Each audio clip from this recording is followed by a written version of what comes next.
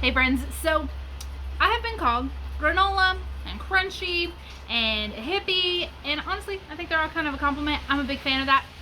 Cool. And I've been called these things because I care about what our family eats, what we put on our bodies, what we're around, and that matters to me. And so I take special precautions and care to make sure that the stuff that I don't want in our house to not be here, right? And it's important to me, so I like it that people know about it, right? But I am not the craziest crunchy lady out there. Like, I don't know that. Like, my clothes are not all linen. I have polyester stuff. If you know anything about the crunchy movement, like, that's a thing. And when I go to my best friend's house, we act like we're 11-year-olds that got gave $20 into a grocery store, and so we just eat so much junk together watching like girly movies. So that happens. Thankfully not as often, not that often, but it does.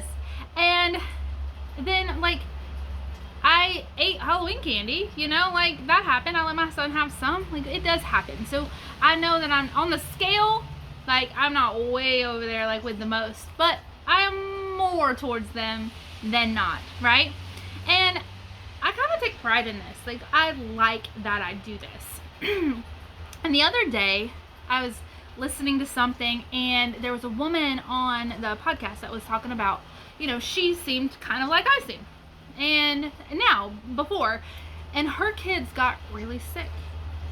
And I thought, how can your kids get really sick if you do all that work? Right? It wound up being some things she didn't realize were in their environment that happened. But I realized in that moment that I am putting my security more than I should into the way that I am making sure our family is healthy. Now, I honestly, truly, 100% believe that we need to take ownership and stewardship of everything that God has given us. Now, I mean, that means taking care of our families, being healthy, and taking care of our finances, our time. Like, we are called to be good stewards of all those things. So this is not like, okay, don't do anything now. Like, that's not what this is about.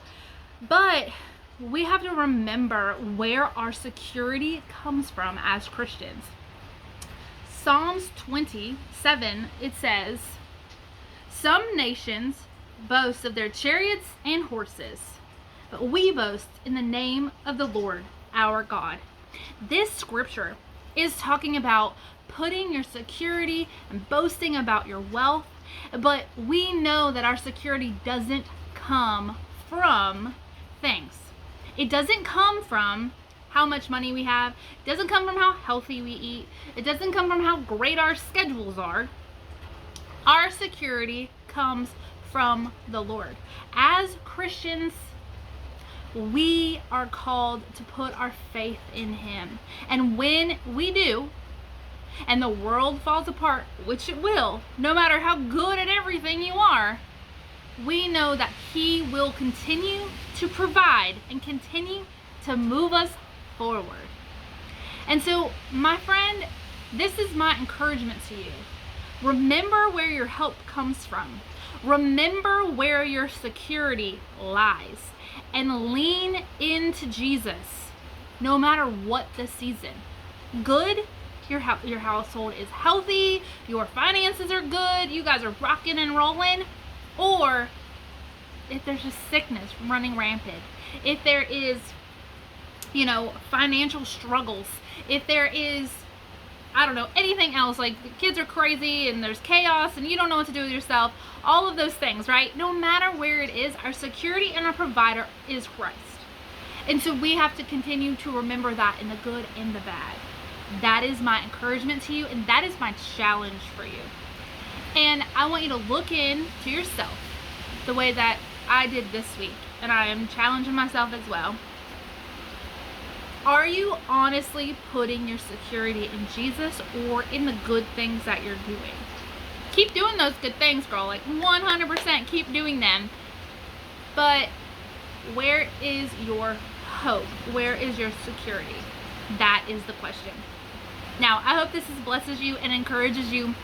And if it does, please hit the subscribe button.